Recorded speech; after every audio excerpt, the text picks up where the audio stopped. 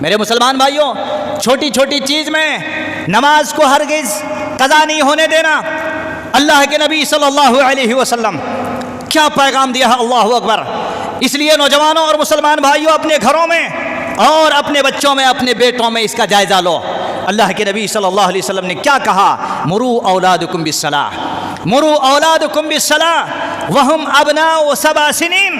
جب بچے 7 سال کا ہو جائے تو انہیں نماز کی تاکید کرو، انہیں نماز کی تاکید کرو۔ اور اللہ کے نبی صلی اللہ علیہ وسلم نے فرمایا ہے اور کہا وَاضْرِبُوهُمْ عَلَيْهَا وَهُمْ أَبْنَاءُ 10 سنین۔ اور جب 10 سال کا ہو جائے، 10 سال کا ہو جائے تو انہیں کیا کرو؟ انہیں مار مار کے نماز پڑھانے کی تاکید کرو، نماز پڑھنے کا حکم دو۔ اور وَفَرِّقُوا بَيْنَهُمْ فِي الْمَضَاجِعِ، اللہ کے نبی صلی اللہ علیہ وسلم نے فرمایا اور اس کے بستر کو بھی الگ کر دو، جدا کر دو۔ آپ ماں سے، باپ سے، بہنوں سے، بھائیوں سے اس کو اب جدا کرو، الگ سلاؤ اس کو۔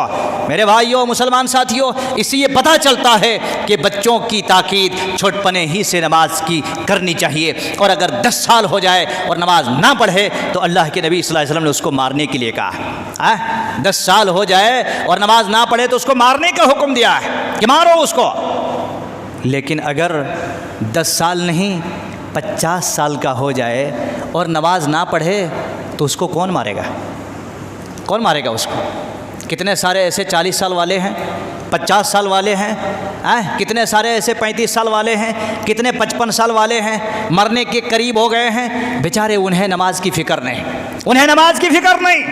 مسلمانوں، اگر تم نے ایسی ہی نماز چھوڑ دی، ایسی ہی نماز چھوڑ دی جس کو اللہ تبارک و تعالیٰ نے ہمارے اور آپ کے اوپر فرض کیا ہے، جب تک سانس ختم نہ ہو جائے تب تک آپ کو نماز پڑھنی، بیمار ہو تب بھی، سفر میں ہو پھر بھی، مقیم ہو پھر بھی، ہسپتال میں ہو پھر بھی، ٹرین میں ہو پھر بھی، پلین میں ہو پھر بھی، آپ خوش میں ہو پھر بھی یا دکھ میں ہو پھر بھی، آپ کو نماز کہیں پر معاف نہیں، کہیں پر معاف نہیں۔ قربان جائیے، یہ نماز جس کو ہم اور آپ ہلکا سمجھتے ہیں، چاروں طرف سے توپ اور بارودیں چل رہے ہیں، بڑے بڑے مشین گنیں چل رہی ہیں، ہمارے اور آپ کے سامنے بڑے بڑے دشمن کھڑا ہیں، ایسی صورت میں بھی نماز فرض کو چھوڑنے کا حکم نہیں۔ آدمی بڑی آسانی سے بول دیتا ہے اس کی شادی ہوئی تھی اس لیے ابھی ریسٹ لے رہے ہیں، کہتا ابھی سفر سے آیا تھا ریسٹ لے رہے ہیں، ابھی دور سے آیا تھا ریسٹ لے رہے ہیں۔ میرے بھائیو، نماز سے چھٹی نہیں ہے، اللہ کی قسم نماز سے چھٹی نہیں۔